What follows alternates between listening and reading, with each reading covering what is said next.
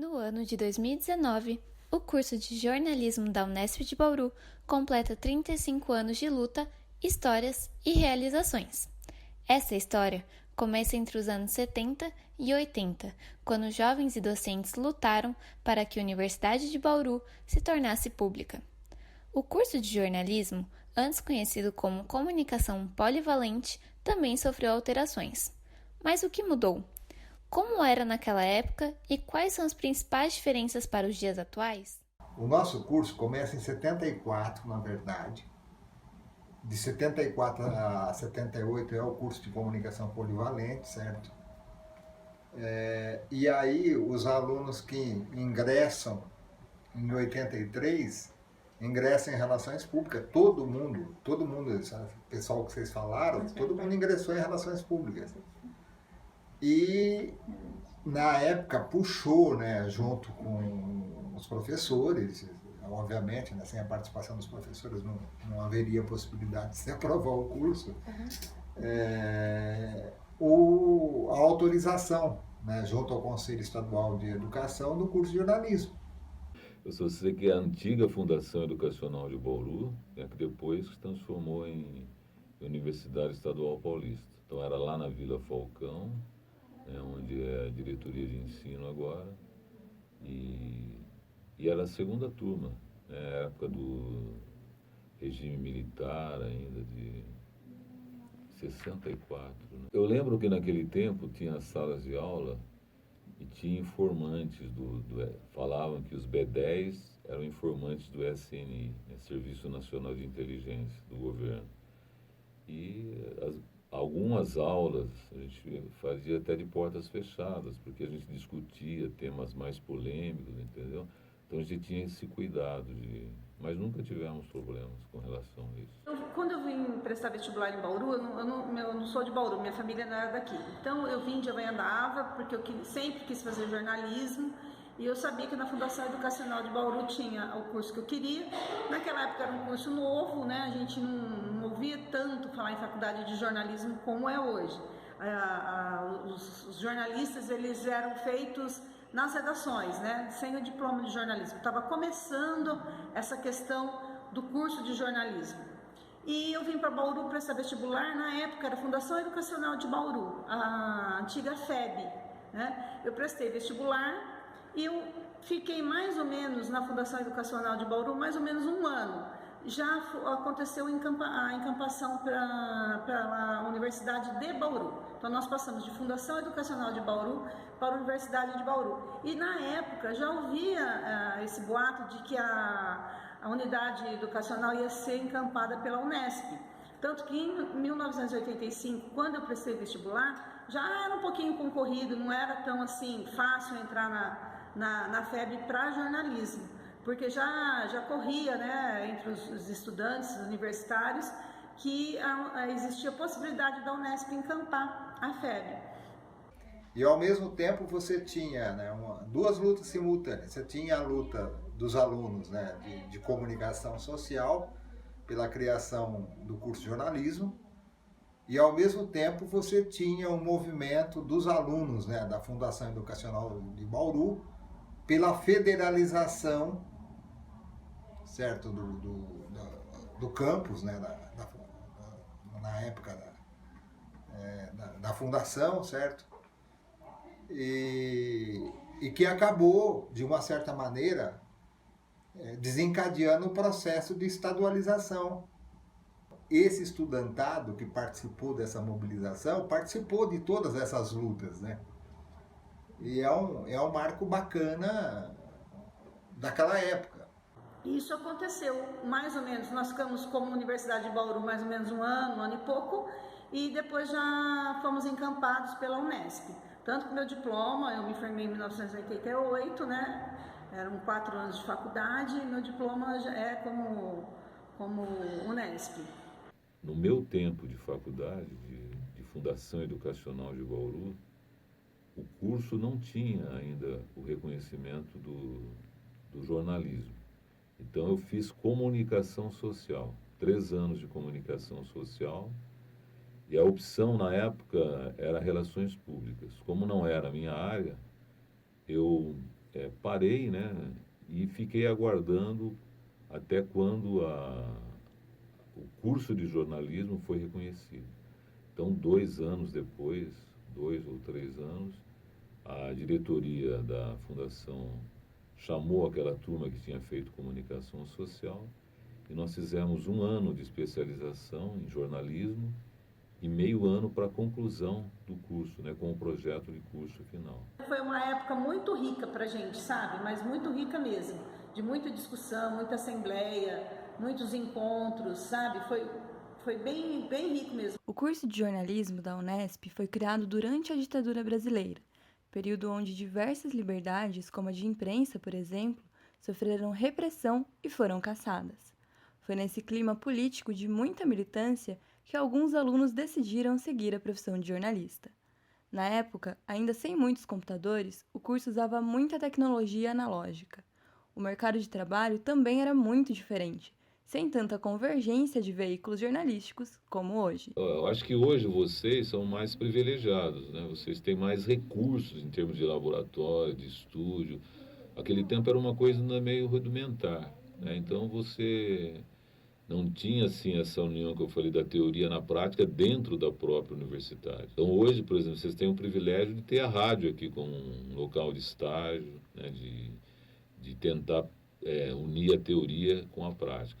Aquele tempo não, a gente, conforme eu disse, eu já trabalhava em rádio, então eu trazia aquilo que eu aprendia na faculdade, né, a teoria, para colocar, juntar isso com a prática que eu executava na empresa que eu trabalhava. Mas, assim, foi uma experiência interessante, né, a minha formação na faculdade, e essas matérias específicas, né, acaba abrindo um horizonte, assim, de você ter uma visão mais ampla. Então, ao mesmo tempo, você consegue trazer, né, essas matérias que você aprende em sala de aula. Na minha época, 30 anos, né, a gente tinha um curso mais conceitual. Então, eu me lembro muito bem das disciplinas de sociologia, filosofia, ética. Tínhamos jornalismo empresarial, fotografia, diagramação ainda a gente fazia naquele papel quadriculado, sabe?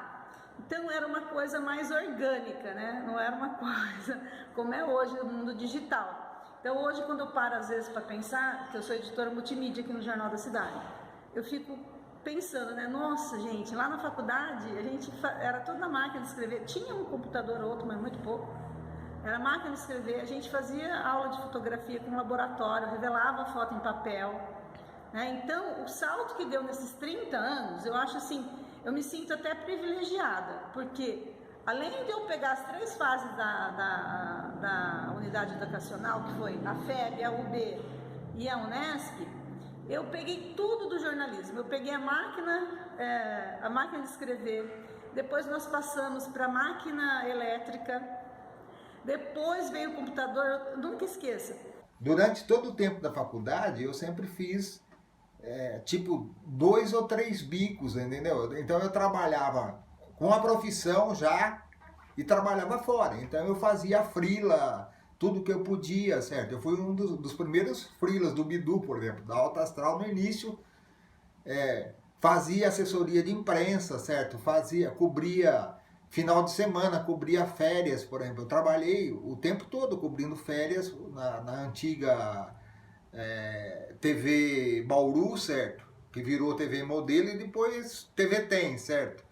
E trabalhei nas várias rádios que tinha aqui. Tudo que podia pegar, eu fazia. Eu comecei na Univerde de Bauru, conforme eu disse, né? Depois foi fundada uma rádio aqui, a 94 FM, que era do mesmo grupo da Univerde. Então eu comecei a trabalhar na 94 e na Univerde simultaneamente. A Univerde era uma rádio AM e a 94 era uma rádio FM. E eu trabalhava simultaneamente também na TV Globo. Eu era locutor de cabine. O que é um locutor de cabine? Aquele que fala, por exemplo, no tempo que eu falava ZYD, Rede Globo Oeste Paulista Bauru. Assista agora Jornal Nacional. Ou aquelas vinhetas. Daqui a pouco, vídeo show. por exemplo, quando tinha, né? Então era aquele locutor que entrava no final das novelas. Quando entra o letreiro, os créditos da novela, eu entrava falando o prefixo da emissora e a próxima atração. E aquele tempo, acho que o Ministério das Comunicações exigia que se falasse o prefixo da emissora, até por questão de, se um avião estivesse passando, ele tinha como saber a localização, assim, em termos... Então você falava o prefixo da emissora, falava Bauru, então era uma maneira de saber a localização. A turma de jornalismo que ingressou na Unesp em 2016 deve se formar esse ano, desta vez com um contexto totalmente diferente. Os estudantes dessa turma são millennials, ou seja, da geração nascida depois de 1980 e antes de 2000. Essas pessoas foram criadas desde jovens com a internet e se adaptaram bem ao meio digital. Com todas essas mudanças, esses jornalistas produzem um novo tipo de conteúdo e relatam as suas experiências com o curso. Eu aprendi muito, da mesma forma também, né? Não aprendi certas coisas, mas acho que isso acontece em qualquer universidade. Né? Sempre pareceu meio natural para mim escolher jornalismo, porque eu gostava de escrever e também porque eu... não sei, acho que eu sempre fui meio burro, assim. Tipo, eu era burro e tímido. E eu acho que o jornalismo te força a enfrentar essas duas coisas, porque você tá sempre pesquisando novas informações e interagindo com outras pessoas, isso faz parte da profissão.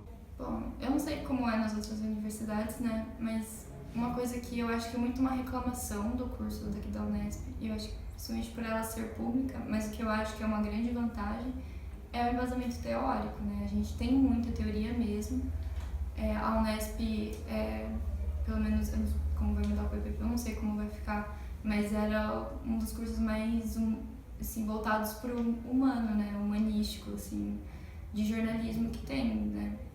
Então eu acho que essa com certeza foi um dos diferenciais, a teoria e a que forma o senso crítico, né, que é importantíssimo para o jornalista.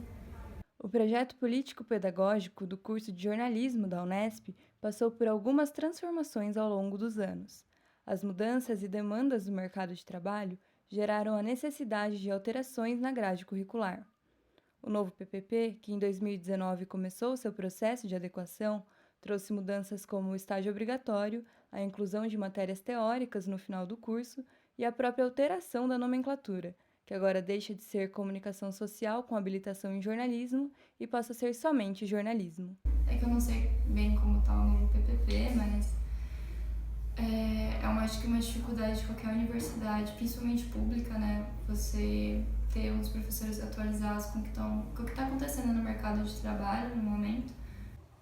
Eu acho que tem alguns efeitos. A grade, especialmente porque ele não dá muito apoio para a parte prática do jornalismo. Por exemplo, a gente nunca tem uma matéria que fala com muito aprofundamento sobre entrevista, que é uma coisa que... sobre entrevista, sobre interagir com as fontes. E mesmo sobre escrever, assim, estrutura de texto, a gente só vê uma coisa bem básica, mas acho que falta um pouco disso. Eu acho que eu me sinto um pouco alienado da maioria das aulas porque elas são um pouco desconectadas da realidade do jornalismo. O surgimento e a popularização da internet fizeram com que a busca por notícias na rede se tornasse usual. Isso fez com que as redações do impresso ficassem mais enxutas. Exigências de multifunções, salários precarizados são outros fatores que fazem parte da carreira do jornalista atualmente. Isso daí nunca vai ter a grade ideal, certo? A formação do jornalista é uma formação, sabe, muito mais complexa do que a gente imagina. Infelizmente, a gente está condenado a isso sempre, certo? E hoje, mais do que nunca, por conta do tal multitarefa.